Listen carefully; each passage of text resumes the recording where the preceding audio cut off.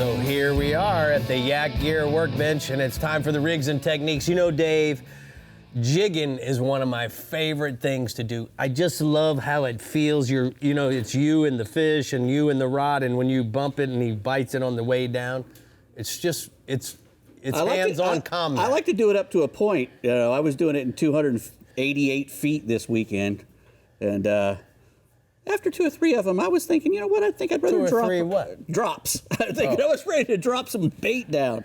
But you're right. Jigging is a lot of fun. You don't have to worry about carrying a whole lot of bait and whatnot. And the bites are ferocious. Usually, it's really a good, cool bite when you get one. So go out there and get you some jigging. If you're going to do it though, this is a really good setup here. This is a Penn Carnage 3 jigging rod, 80 to 200 pound test line up to. It's got all the Fuji components, and you can get one in a spinning version, or that's like that one there, a conventional.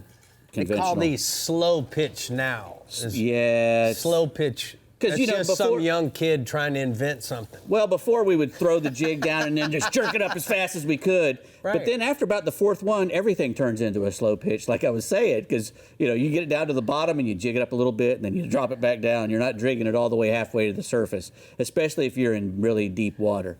So, I got bad news. They get the slow things down. In the 80s, we were dropping a bucktail before they even had metal jigs, Buck. Yeah. That was what was slow pitch jigging. Right. Right. That's correct. That's correct. We'd use bucktail like this. Well, we use 16-ounce ones for grouper doing that. Right. Yeah, and now these little ones, you use littler jigs like that for red snappers. But if you're gonna do it again, you get this Penn Fathom 2.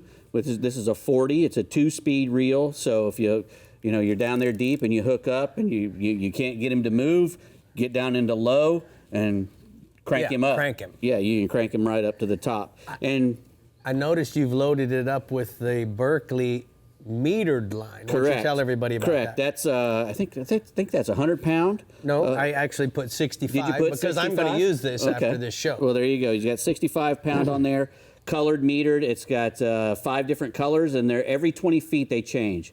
So you see 5 colors, you're down 100 feet. You see 10 colors, you're down 200 feet. That's right. It's really easy to do. And it just allows you to keep an idea of where your jig is at. I put a big 100-pound test mono on here. Yeah. Mainly, for 2 reasons. You really don't need 100-pound as far as the drag is concerned. But when you get a fish up close to the top, especially a red snapper, and you may not want to keep him, or he's big enough to keep, if you're using 100-pound, you can just make a couple of wraps and sling him in the boat. Chad Kinney likes to use the heavy leader because you don't have to use a glove or anything. If you're using 40-pound or lower leader, which will probably be enough, that line can cut you. Yeah. But this heavy line won't cut you, and you can jerk the smaller ones into the boat without putting a gaff in them, take the hooks out and let them go, vent them and let them go. Also, you can fish if you're not fishing with the jigs. Well, let's talk about the jigs first. We got a couple jigs over here. We got these are all Savage Gear jigs. They got some needle jigs and the slim jig minnow there. They're slim jig. Yep, they're flat fall, made for a really heavy current. The slim design gets them down really good. Obviously you're going to use heavier and bigger jigs if you're in deeper water. If you're in water than 100 feet or less, you can go with a lighter jig and that sort of thing. This one is the squish jig. It's as you can see, it's shorter. It's very center balanced, and it'll stay in that strike zone a lot longer. This. Yeah, it weaves back and forth. These other ones will flutter on the drop. And the reason they call it a squish jig, looks like a squid on one side. It looks like a fish on the other. A fish on the other. Yeah, really got a lot of heavy duty gear on it as well. Any fish that eats that, you're going to catch it. And then certainly tipping with fish bites. Right. I like to, if you're going to be using bait, you use a rig like this, a dropper rig with 2, maybe even 3 hooks on it. Right.